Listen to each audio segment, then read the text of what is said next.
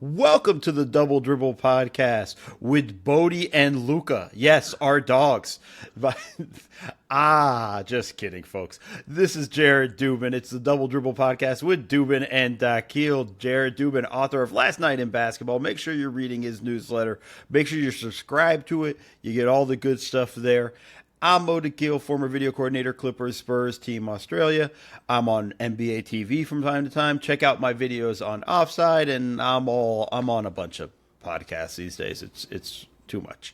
That little comment about Bodie and Luca, I just so you guys know, we do check on the reviews, and there was a 3-star review that was very unhappy about our dogs and lets us know that nobody cares about our dogs. I don't care that nobody cares about our dogs. You know who cares about our dogs? Us. We care about our dogs. I ask about Bodie every time before we start recording. He asks me about Luca every time before we start recording. They're family, okay? I saw it. We saw the review. I get it. That's fine. We're not recapping Twitter. You know who you are if you're still listening. But I'm just saying, matter of the fact is, we care about our dogs. We also have a random segment where we would talk about college football for a while. So just saying, leave us 5-star reviews. And if you want to tell us you care about our dogs, let us know. But at least do it with 5 stars. Well said. The 3-star, if it was a 5-star review, I would have taken it more to heart. Like, hey, don't talk about your dogs anymore. But it was only a 3-star review, therefore we. I don't care if it's a 7-star review, Jared. We're talking about our dogs whenever we like. They also asked if we're a professional podcast with paid ads. And while we are a professional podcast, we do not yet have paid ads.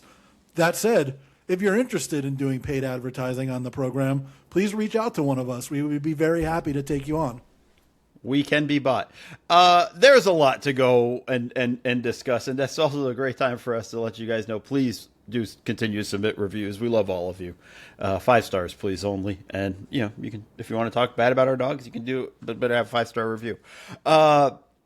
We got a lot to kind of cover in this stuff. I want to start with the Anthony Slater kind of did the tell-all notebook dump of the Jonathan Kuminga and Golden State Warriors relationship that lasted 5 years. Probably about 3 years, 2 years too long, I should say. At least. Yeah, I think 2 years would have been about the time they should have ended that relationship. I think they knew what they had in that instance. A lot of fascinating stuff there. I don't want to, go read the article. I don't want to kind of bastardize it. It's at ESPN.com, by the way.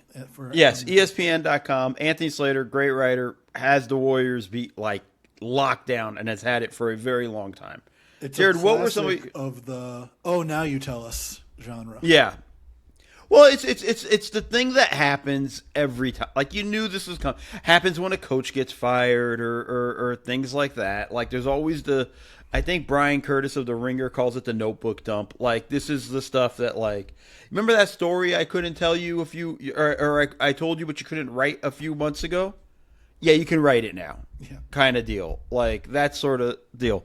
What were some of your takeaways from this?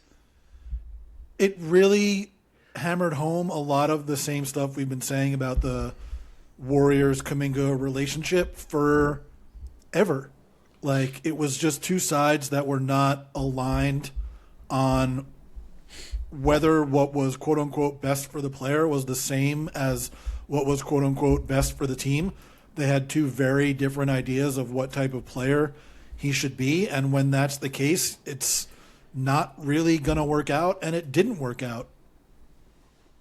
Yeah, I mean, the thing that's really one I think that was highlighted here is how petty everybody involved was in this instance. Mm-hmm. And what I mean by it is Kuminga, I kind of expect it from a young player, some of the pettiness and things like that. And maybe they kind of tried to tab him as very selfish in this. And you could argue one way or the other if he was or wasn't. It's Steve Kerr with his subtle jabs at the press conference where it's not the thing he said, but it was the thing after. It's the next line where it's you didn't have to say that, but it's just you making a jab and Steve Kerr just saying, "I'm honest, man. That's just how it is." It's the front office kind of not being able to manage up, which is the ownership, because Joe Lacob clearly had a soft spot for Kuminga, and I think that complicated a lot of things for them in this. I just think, and we're not going to harp much longer on it, but this is just, it's a bad case of organizational misalignment. I think where it's like player and coach aren't aligned, front office and ownership's not aligned. You're running into all sorts of problems with all those things. Some guys are telling him like, "Hey, you can be the face of the franchise." There's a thing where he thought the front office had his back for a while, but then Mike Dunleavy kind of turned on him. This is Kuminga's thoughts in the way it kind of read to me in this article, and it's I think it's just difficult, and I think the Warriors mismanaged this from the get-go, from basically drafting him over Franz Wagner, which was a difficult draft. It was all the crazy stuff we had, but it just didn't work out, man. Yeah, misalignment is the big thing that comes from it at all levels, like you said, between player and coach, between coach and front office, and between front office and ownership. And it seemed like the only people on the same page were the player and the ownership. And when there are two levels in between that, there's going to be problems. Yeah, so it is what it is. It's like, yeah, we get the notebook dump. It's glad they parted ways. I don't think Kuminga's as good as he thinks he is or his team thinks he is. He'll have a chance to probably prove it when he comes back after the All-Star break to Atlanta. We'll see how that kind of plays out. But will he, though? Is he going to have a chance to prove how good he is in Atlanta? Like, Jalen Johnson's going to be the guy getting all of those front court ISO touches that he wants. Yeah, but there's going to be more than that. Like it's not good. Jalen Johnson's not the only one who's going to get those opportunities. He might not get those when Johnson's on the floor, but at some point Johnson's got to sit.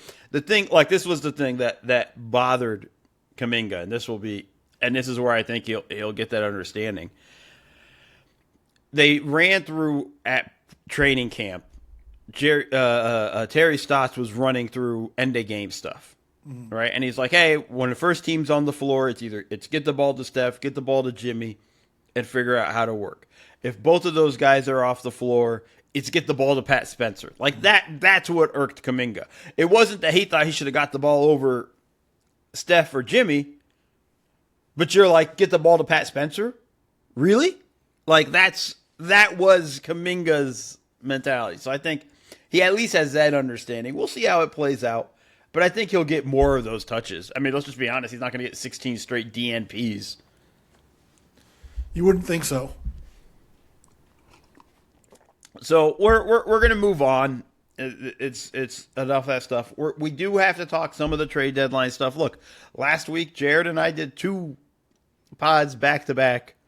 We didn't have any juice for the trade deadline itself. And to be honest, there's only one real trade worth talking about at the trade deadline, and that's the Clippers trading. Maybe 2. The big one, obviously, is the Zubac trade, but the Knicks getting Alvarado was worthwhile at least. Sure.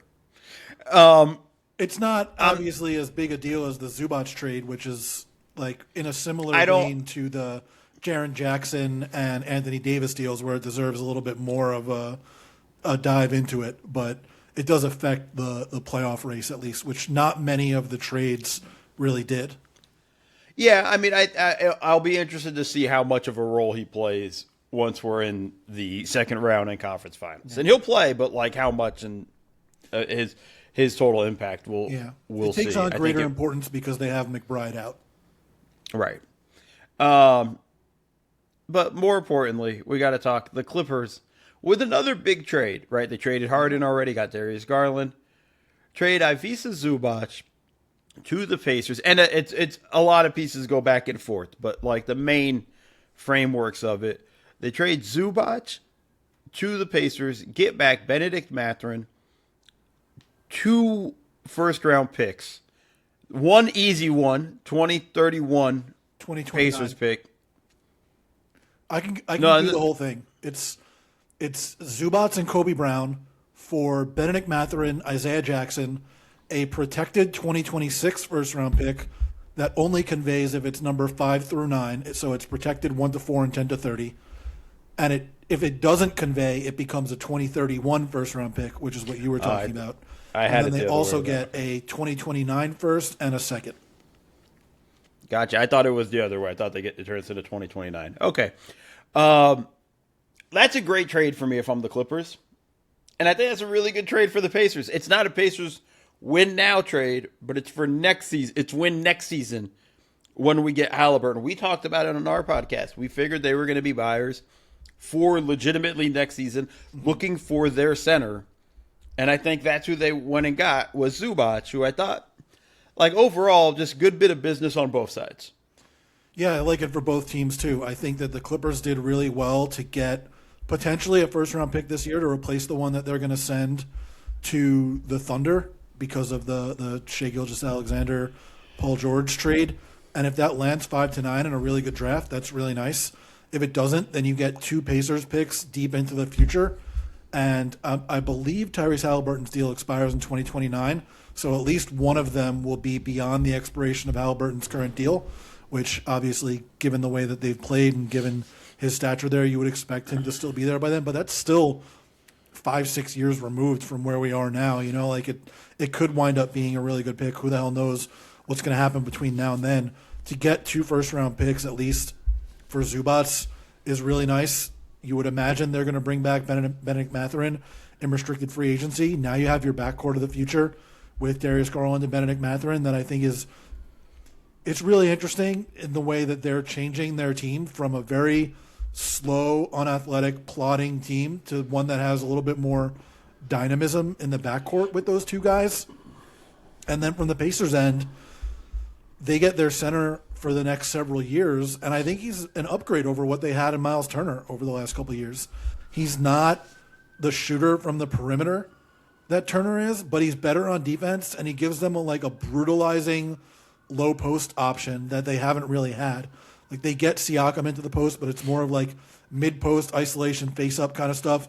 They didn't really have like a low post guy to sort of bang with the bigger bodies down there. So I think that's an upgrade for them too.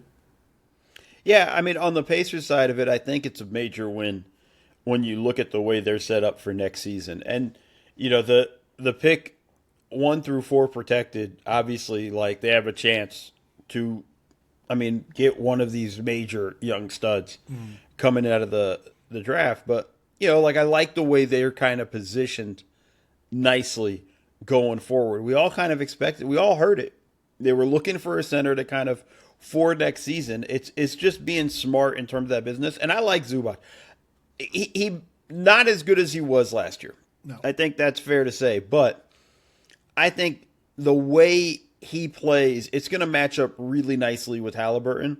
And I think his time with James Harden in the pick and roll is sort of what makes him the perfect fit for him to play with Halliburton. Like, I really liked it for them.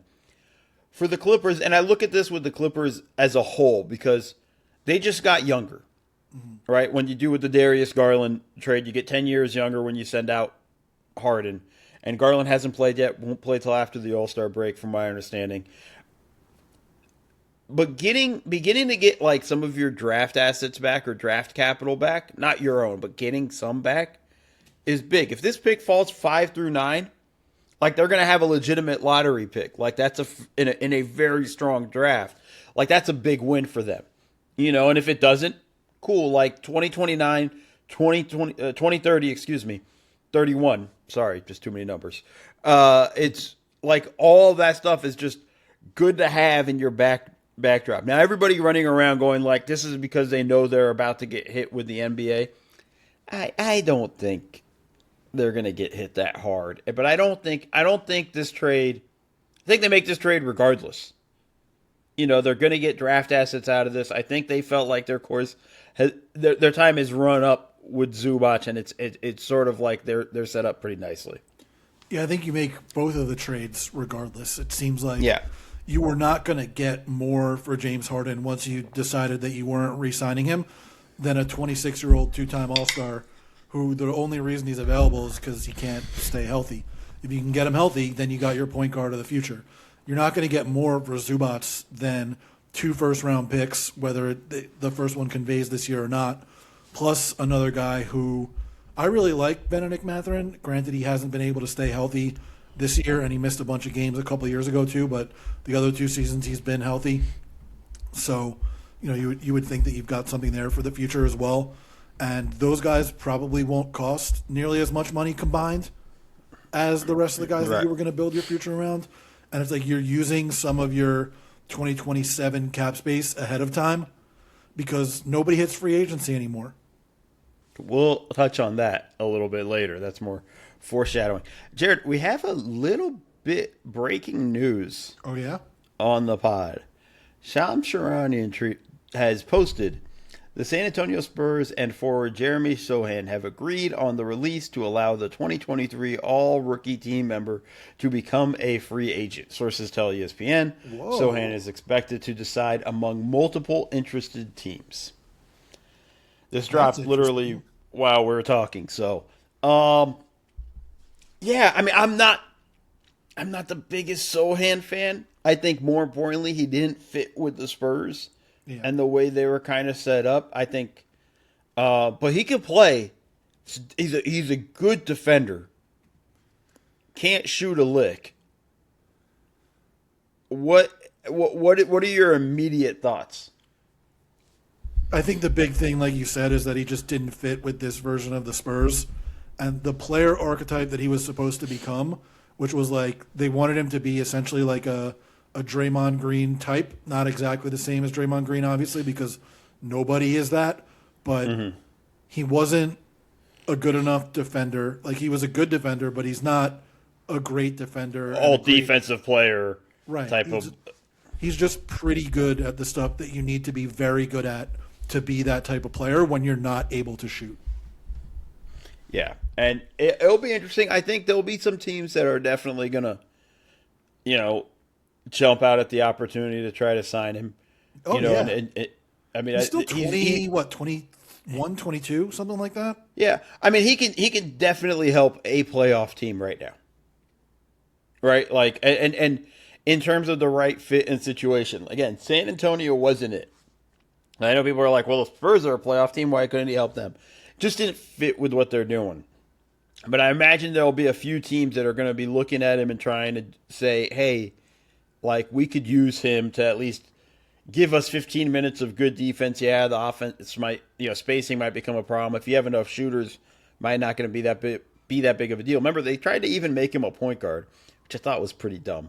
But like there are still some playmaking skills there, but not to the level of him being your primary ball handler or primary creator. I don't know. I'll be very curious to see where he ends up. Like, I think that's going to be pretty interesting. Yeah, everybody can always use big wings, and he's a big wing. Yep. I mean, at the end of the day, that's kind of the gist of it. And he's still young. But, like, it's a classic, like, second draft opportunity that John Hollinger wrote about at ESPN back in the day, where you get guys who were, lottery picks or first round picks that just didn't work out with their team for whatever reason, and you take another shot on them, during their rookie deal or at the end of their rookie deal, like the Bulls are doing with Rob Dillingham, where it just didn't work out for him in Minnesota, and they're taking a shot on him, hoping that they can tap back into what made him a top 10 pick. Some team can do that with Sochan, and they're only going to have to pay, presumably, a minimum contract on the buyout market to do it. Yeah. So that's, I think, I'm excited to see where he ends up, see how that plays out. I want to do another bit of news. I'm going to throw a curveball at you. Sure. I'm assuming you saw the fight between the Hornets and the Pistons. I did. The suspensions have been announced.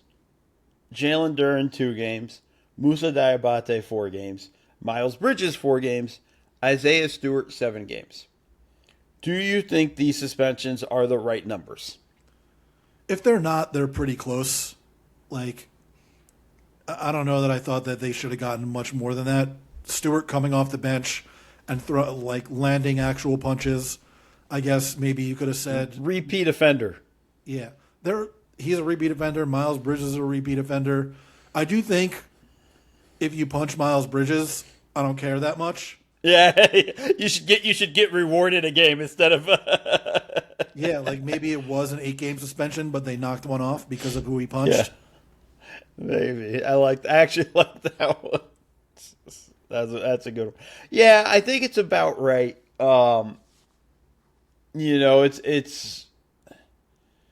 It's about right. I think with the way it was. It was crazy. Did you see it live? I didn't see it live. I saw it. Someone put it on, Twitter or Blue Sky or one of those. Well, me, but I think the thing that kind of, because like I was watching it live, but I was watching it live and doing something, and then just kind of like saw the beginning of the play where it really looked like Diabate and Duran sort of got tangled up a little bit before the play happened, and Duran was getting hacked all game long, not just by Diabate. Like it was. Anybody, their strategy for the Hornets was if he's going to go up and dunk it, foul the crap out of him.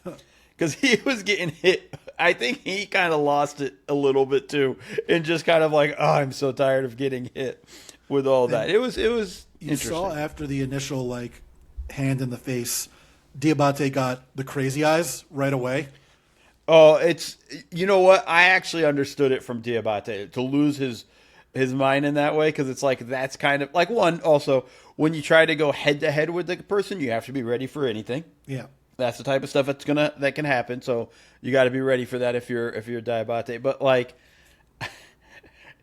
there is an irrational rage when that kind of like that, or like, oh god, somebody spits on you. Like there's a definite like irrational rage that kind of bubbles up from that. So like I kind of I don't condone it, but I kind of understood it from Diabate's side of it. Who do you think this will have lasting effects for either team? Look, the Hornets were just on a 9-game winning streak. This is a game against the Pistons. They lose that win streak. Will this have a lasting effect for them or anything on the Pistons, you think? I don't know that it has a lasting effect beyond the length of the suspensions themselves, right? Like, they're obviously going to have to play differently. Specifically, the Pistons are going to have to play differently without both of their centers for 4 games. It's going to be a lot of Paul Reed. Well, Paul Reed came into that game against Charlotte and was just awesome. It was kind of. I wasn't watching the game itself. I just saw it on the socials. I mean, and when I mean awesome, it's not like he dropped 25 or something, but he just came in and was like, because you would think in that moment, wow, the Pistons lost both their centers. Like, here come the Hornets. But he was coming and getting offensive rebounds, and like he was making plays in a way where I was like, damn, man, like somewhere John Hollinger is just loving it. With that stuff. I think it affects the Hornets a little bit. Just in the fact of like they are trying to move up in the play-in tournament. Yeah. And you don't really want to have. When you go on a big win streak, this 9-game win streak for an organization, by the way, who hasn't had a 9-game win streak since 1999, Oof. you kind of you worry a little bit of there being a bit of a drop off, and now you're down 2 guys. It's almost like there's an excuse to have a drop off, right? When you're going to be down 2 starters. But they already passed the Bulls. The Bulls are not. No, I'm talking about move up in the play-in. I'm talking about moving up in the play-in. Yeah. So maybe they don't catch the Hawks, or who else is ahead of them? I can't even remember. I mean, there are 2 losses behind the Heat for the 8 seed. The only reason why I'm not worried about the Bulls catching them is it's the Bulls, right? And that I don't think they want to catch them anymore. Well, that's my point. Wants to catch them, but it seems like the organization doesn't necessarily want to catch them, given the move at the trade deadline. All right. Well, I sidetracked us enough with all of this stuff. Let's actually go to the other topic we wanted to talk about. Talked about the Clippers trading Darius Garland. Well, James Harden and the Cavs look pretty good, man. Pretty good, yeah. I was watching the game against Denver the other night, and James Harden and Donovan Mitchell had the entire game on a string throughout the entire fourth quarter. I looked it up after the game. They had 17 assists combined for the game. 7 of them were in the fourth quarter. And that really exemplified how well those 2 guys were moving the ball and controlling the action in the fourth quarter. They kept bringing Sam Merrill and Jalen Tyson into the actions to get those guys open shots. They got a lob to Jared Allen. Mitchell had a couple of buckets in transition. It's going to work really well in the fourth quarter in particular when you now have two guys that you can go to, and they're both, now that Harden has deigned to take catch and shoot shots over the last few years, which he was not willing to do for a long period of time. But now that he does that, they're both threats on and off the ball. Harden is an offense unto himself, and Mitchell in crunch time can be an offense unto himself. They're going to be incredibly difficult to stop, in the regular season. Yeah, that's we know the stories where like we'll see what this looks like once we get to the playoffs. But I think the other thing I really liked about it was there was a play in that game against Denver. I want to say it was off a made free throw. I posted it on all the socials, but it was a simple, just Harden brings the ball up the court. Mitchell's coming off of a pin down, but the pace which Mitchell came off this pin down and curled it was something I haven't seen from that. Like there's a little bit of a pop and hop to their step here a little bit that I think's a level of like excitement and juice they've needed. They haven't played with Mobley yet. He's been out, but we'll see how it looks with that. Jared Allen's the biggest winner out of all of this because of the touches and lobs that he's going to be getting in this process. There's still a learning curve between him and Harden in the pick and roll of where he likes it. There were a couple of passes that were kind of behind him that, he had to reach for or whatever, but that's going to be something that happens with time and chemistry. For me, again, it comes down to just like, can you win your playoff series in 4 or 5 games? Like, because that's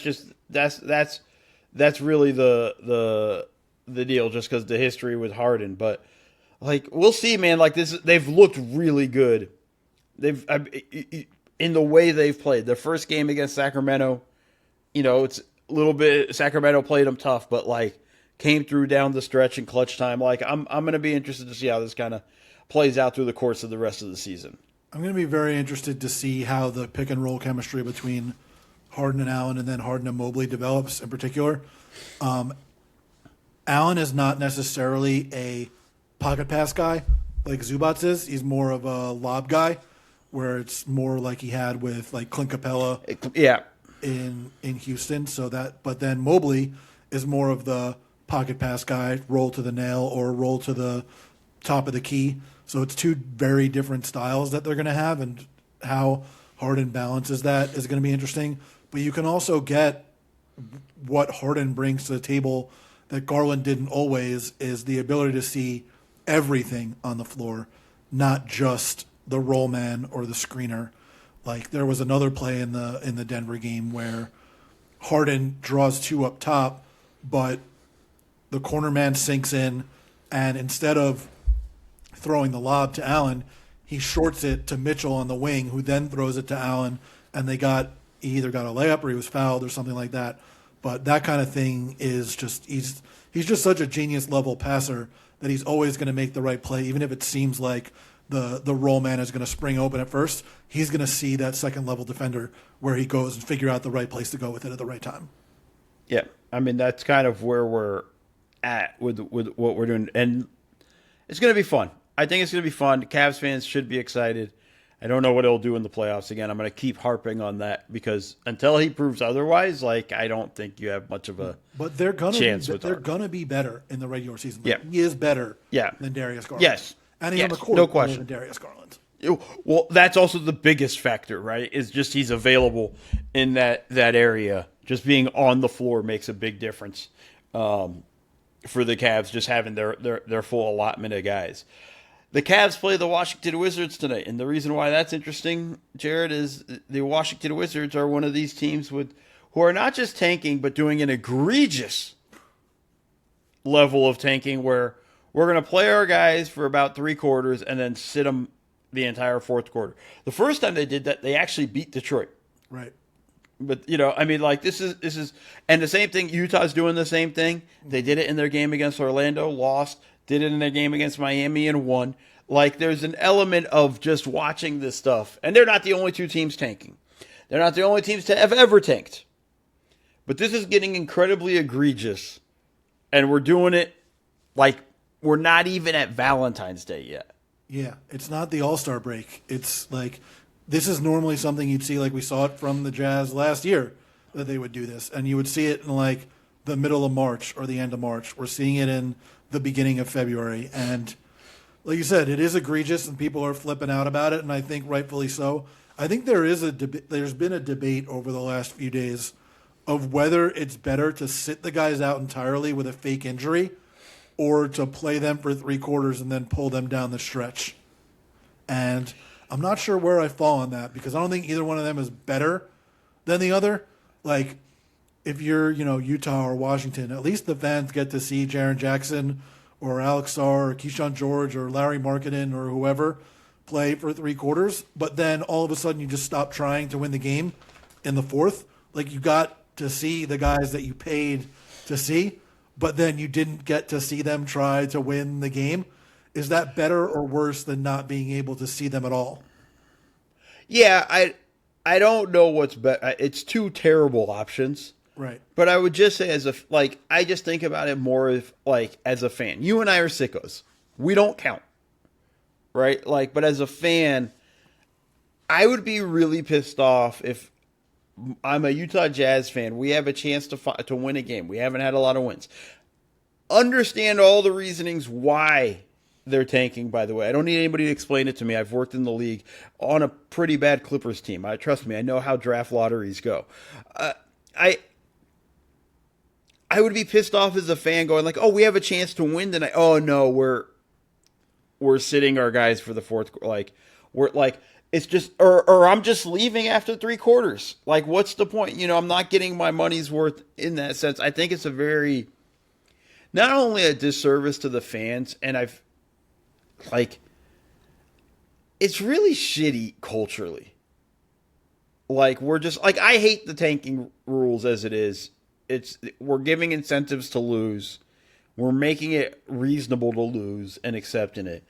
I just hate it. I think the way it's kind of set up. And, Tom Ziller had a really interesting sort of idea in his newsletter, which you guys should also subscribe to that, but subscribe to Last Night in Basketball first. Jared, you want to kind of run through what he lined up in his... Yeah, his idea as a at least partial fix for tanking was to eliminate restricted free agency. And you might say, what on earth does that have to do with tanking? And basically the way he reasoned it was there are 3 ways in the NBA that you can acquire players. You can acquire players through the draft, you can acquire players through the trades, or you can acquire players through free agency. Right now, because of the way the league is structured and all of the aprons and all of the extension rules and whatnot, free agency essentially does not exist. None of the really good players are hitting free agency. It's just too hard for them to get there. If you want to make trades for good players, you have to include a lot of draft picks. We've seen that over the years. We saw that at this year's trade deadline. You got to include draft capital to be able to get those players. So the weights of how you would distribute the way you acquire players are so heavily tilted toward the draft right now that you have to figure out a way to incentivize teams to go more towards trades or free agency.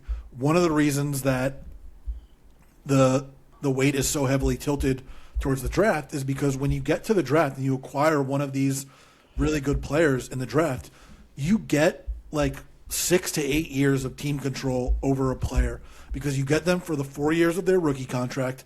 And then if you want to, there is restricted free agency. So you have total control over the next, 1 to 4 years of their career. You get 5 to 8 years of team control, but 5 to 9 years of team control if you sign them to a 5-year extension coming off of their rookie deal. So you just have so much control over these guys for at least half of their career a lot of the times. So it's so valuable to be able to get them in the draft. If you removed restricted free agency, all of a sudden you're getting these 22, 23, 24-year-old players hitting free agency in the middle of their, or right even before their primes really, and all of a sudden you would have teams prioritizing free agency more. You'd have more players hitting unrestricted free agency than you do right now. And that would tip the balance away from the draft a little bit, just because it would open up another pathway to acquiring players that's more realistic for teams than it currently is right now. And I just thought that was a really, really interesting idea that I hadn't restricted free agency is unfair to the players to begin with, but I hadn't connected it to tanking in that way. Yeah. I think that's a really smart sort of view of that. And credit Tom for kind of coming up with that and lining that up for everybody. Like, and explaining it really well in just the three ways you can acquire players and all that. I agree with it. I think you have a very hard time because with a lot of these small market teams that are always worried that the big market teams are going to take away their players or whatnot or things, or like it's always a concern. Like, I'm not sure I'm as worried about it now as I was before, and it's something I just think they got to look at. It's more than one thing to fix tanking. There's no one. There might just be no way to fix tanking. Also, there are always going to be really bad teams. Like, just no. There's a difference. There's a difference, right? The Kings are always going to be bad.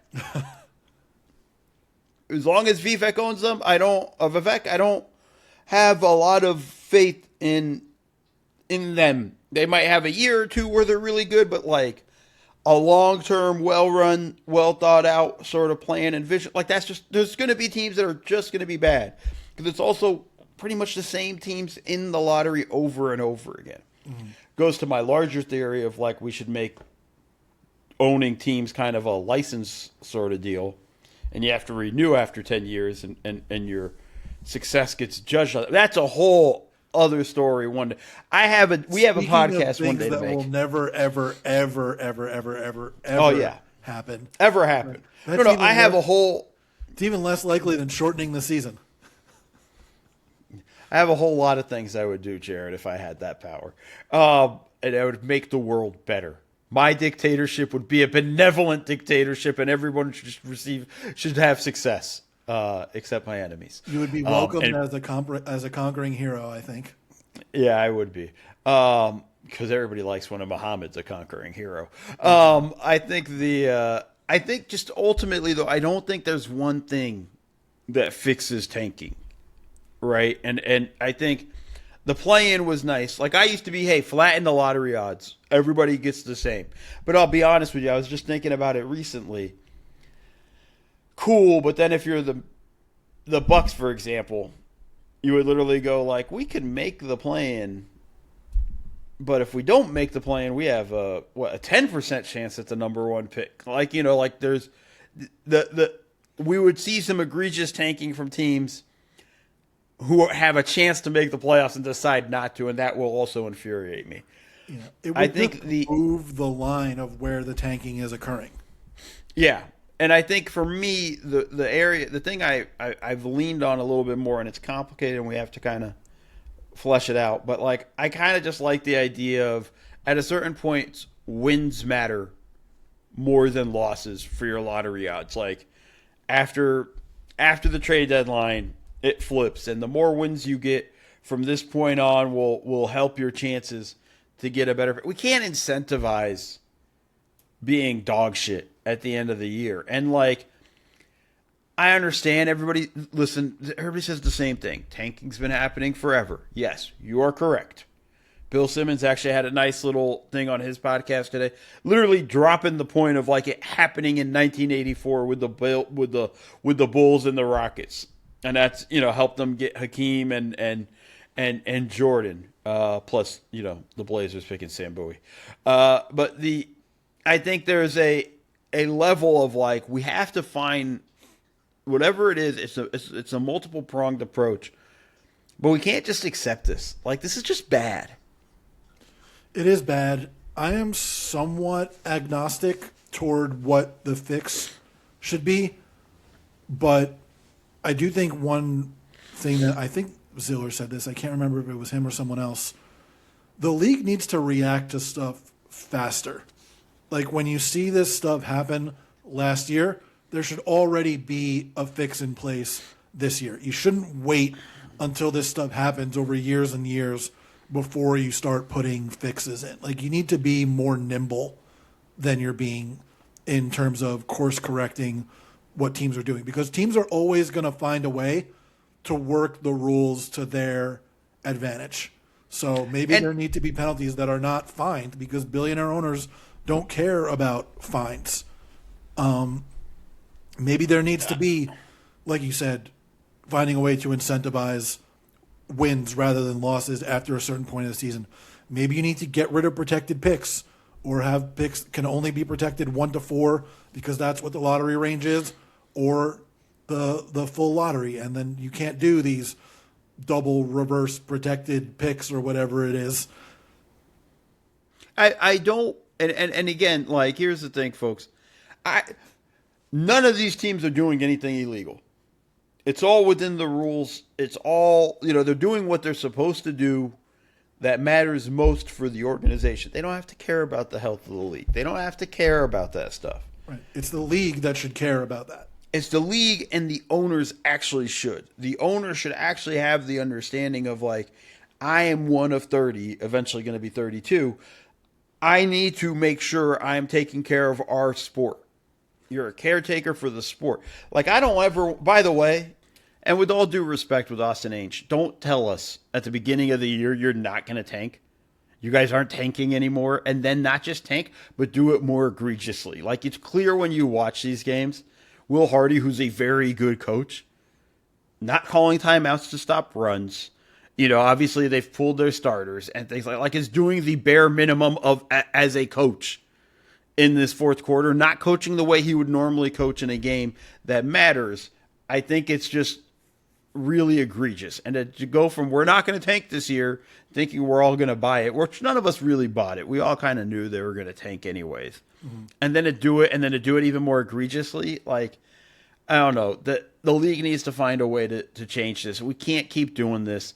I think people think it's not a problem. I think it's actually a large issue in a way, in the sense of, like, this stuff matters. Like, the regular season matters, and this is part of the reason why the regular season ends up not mattering. Yeah. So a couple things. One, on the ownership front, 100% with you. They should care more than they do, because they make their money. I've said this so many times. Owners make their money on the valuation, not on the year-to-year. And the valuation is in many ways connected to the health of the league. If the league starts to drop off, the teams are not going to be worth as much.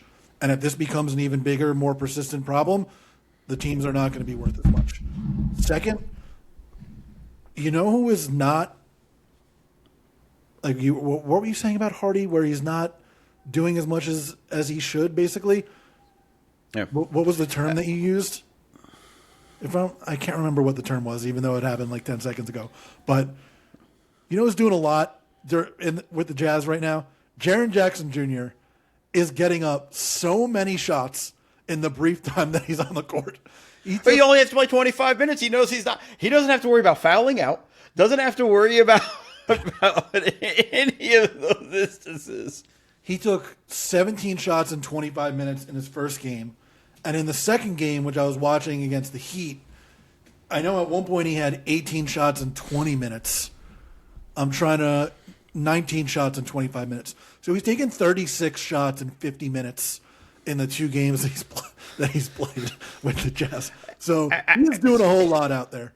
And then, third of all, we do have to say, it's not just the Jazz, it's not just the Wizards. There are a bunch of other teams that are pretty egregiously tanking toward the bottom. It's just those teams that are doing the, like, tactical tanking in-game stuff. Yeah, and let's be and all of those teams suck in that way, right? Like, the only team that's tanking and not, I think, purposely tanking is the actual Sacramento Kings. They're just very poorly constructed and set up. Yeah, the Pacers too. They won a game against the Knicks last night, they're playing Siakam. Like, they're actually playing. They're playing their guys. They're just not very good. Rick Carlisle is actually coaching. And by the way, this was easily a team we could have said, oh, your star player's hurt.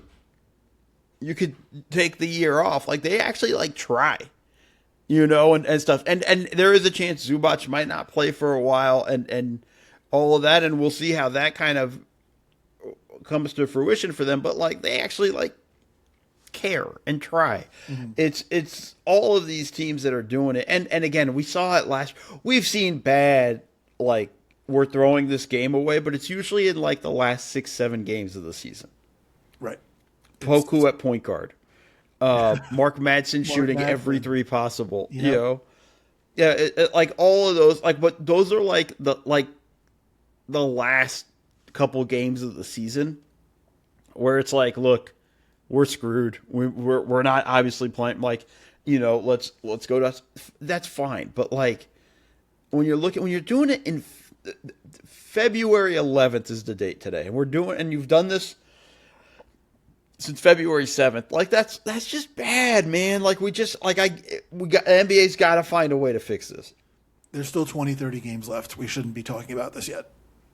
No, we should be talking about, hey, Utah, like got a couple of nice wins with, Markkanen and Jackson and they really did win figuring those games, by the way. They beat the Heat the other night because Isaiah Collier and Filipowski, and I can't remember who else was on the court for them, but Sensible. But like they do, but the thing is, Sensible, Ace Bailey.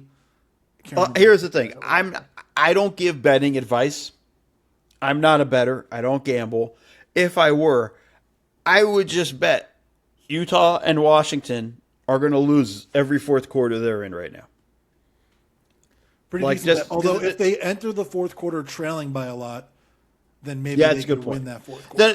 Then maybe it's a live bet situation. I don't know. But like, again, I'm not a gambler, but maybe I just see. But if they're up going into the fourth quarter, I would just bet they're going to try to lose this fourth quarter.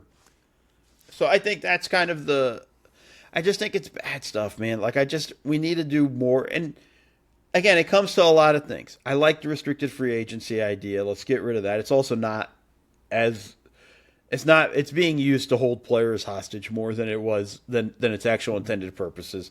I think get rid of the picks, the protections on picks. You want to trade your pick? You're trading your pick with no protections or whatever. Make it 1 through 4 is maybe the only protection allowed. I think the shortening of the season plays a role into it. Again, these are things that won't ever happen, some of it. But I just think there's things they got to start looking at and start figuring it out. How are they going to do it?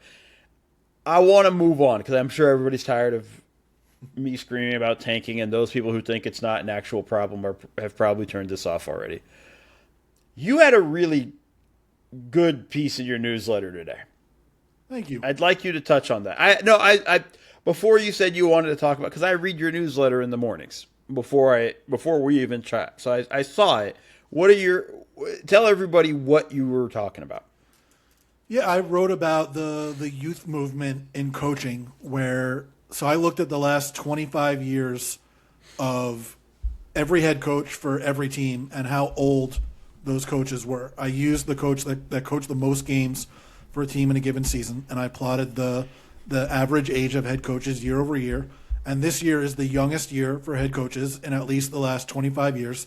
The average coach is 49.2 years old this season. And I also looked at which coaches are having the most success relative to expectations. Basically, what is their team's actual winning percentage compared with the expected winning percentage they had coming into the year based on preseason over-unders. And the youngest coaches are exceeding expectations based on the preseason over-unders, while the oldest coaches are underperforming relative to expectations based on their preseason over-unders. So I just sort of batted around the idea of the youth movement in coaching, why it might be that younger coaches are having more success, and whether we should expect to see more young coaches in the future. Yeah, I think I love it because we're seeing it, but it's also like for the longest time, even when I was like, before I got into it on my end in terms of working in the league and was just a fan, for the longest time, it was the same coaches getting the jobs, right? The same names. I love him to death. He was awesome when I worked with him with the Clippers. Alvin Gentry has gotten so many head coaching jobs. Alvin Gentry was in that data set a whole bunch of times. Of course he was. Of course he was, because there's so many different places he was at, in that way. And that's part of it's a credit to Alvin in that he always gets these jobs. But it was very rarely a new name came up, right? It was like a thing like that. And it was what we've seen now more is teams willing to go, hey, our coach in the G League's really good, and understanding that G League coaches are good and are doing interesting things. Our young assistants are doing a really great job, and let's give these guys a chance.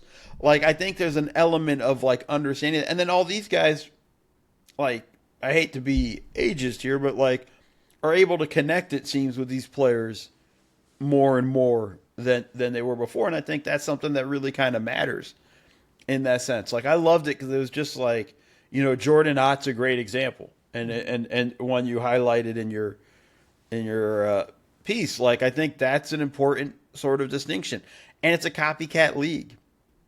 Once one team started to have success with, like, hey, I hired a younger coach, and look what's happened.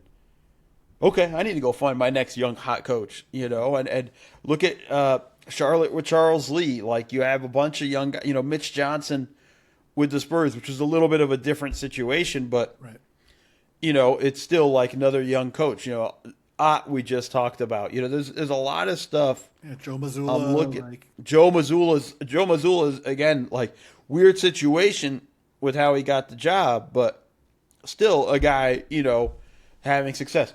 Will Hardy, who, even though I crushed for the Jazz tanking stuff, again, that's coming from above, but, like, he was so well regarded. People thought he was the guy that was going to replace Pop.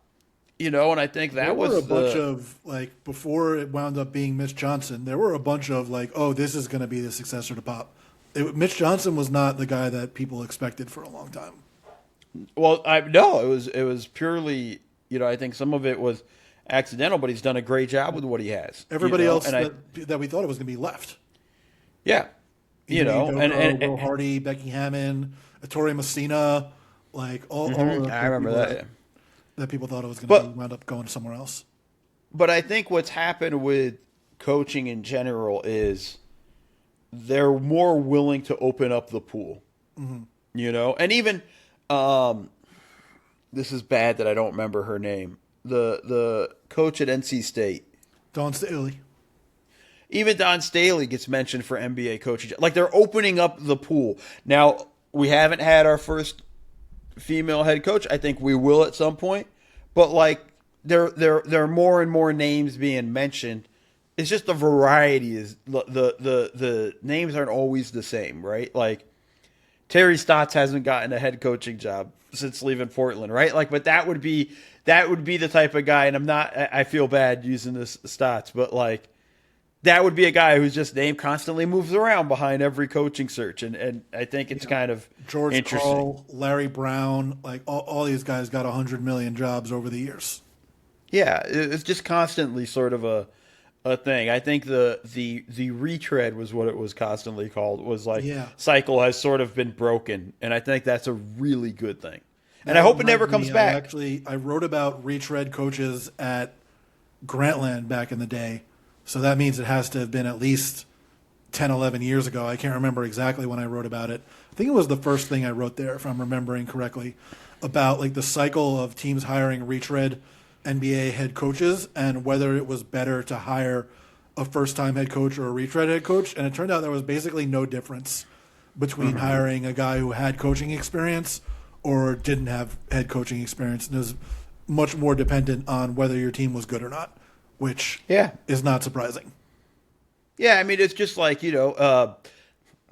Mike Brown's kind of a retread coach at this point. He's on his fourth head coaching job? Yeah, like, so there's just, and some of it is, hey, these coaches are good. And yes, retread coaches can be really good. Yeah. But, it's just sometimes, I think Rick Carlisle, what he just did with the Pacers. He's a retread head coach. This is his second go-around with the Pacers and his fourth head coaching job. Like, it's not to say that it can't work, but going the other way can work too. Yeah, and I think it's just opening. I think teams being more open to that concept is a big. Mark Daigneault, nobody knew who the hell he was when he got the job. No. I mean, I think not that's a lot of people knew Jordan Ott. Nobody knew Joe Mazzulla. right. Like Eric Spoelstra wasn't some hot name when he got the head coaching job for the Heat. He was. He almost got fired. Former video coordinator. It's also a couple of the other things that I wrote about was like, why might this be happening? And one of the things that put me onto this idea was I was listening to Simmons and Tim Legler talk about the younger coaches and why they might be connecting with players more. And part of it was that they grew up steeped in like the analytics movement stuff, and they might just be able to better communicate with players about that, which I thought was an interesting idea. And then an idea I had was that because they're younger and they're still developing their systems and what they're doing on the court, they're probably more likely to push the envelope with new ideas just because they don't have these deeply established systems that they've been using for years, and they're more likely to make small tweaks to rather than kind of reinventing the wheel. That's not to say the older coaches can't reinvent the wheel also. Spoelstra is now on the older side for coach. He's 55 years old. He completely reinvented his system this year on offense. The older coaches can still do it, but it does seem like the younger coaches are more likely to, given that they're not as well established and their systems aren't as firmly ingrained. Yeah, I think that's going to be the detail too there.